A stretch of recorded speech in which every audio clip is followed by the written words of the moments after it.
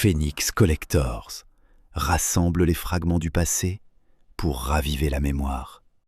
Au début des années 1960, le Maroc s'engage au-delà de ses frontières, sous l'égide des Nations Unies.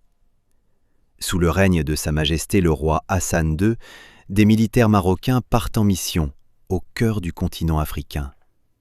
À ce moment-là, le Congo, tout juste indépendant, traverse une période très instable, un pays en pleine transition qui deviendra plus tard, en 1965, le Zaïre. C'est dans ce contexte que cette médaille apparaît. Elle est en bronze patiné et porte déjà les marques du temps et de l'engagement. Sur le verso, on voit le continent africain avec des reliefs qui mettent en évidence le Maroc et le Zaïre. Autour, des inscriptions apparaissent avec les mentions de valeur, ardeur, ferveur, et on distingue aussi la silhouette d'un soldat ainsi que l'insigne des forces armées royales.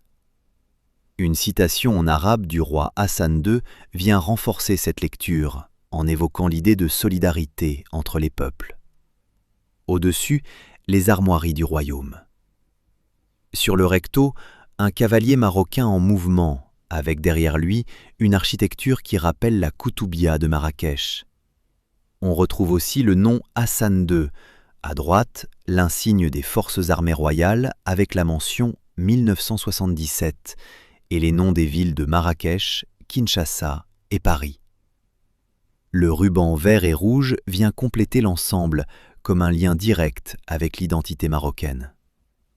Ce qui est intéressant, c'est que même si cette médaille n'est plus attribuée aujourd'hui, la mission, elle, ne s'arrête pas là.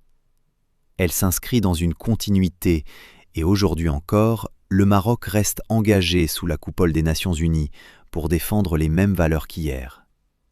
Au fond, quand on y pense, cette médaille, ce n'est pas juste un objet. C'est la trace d'un engagement, d'un moment où le Maroc prend sa place sur la scène internationale.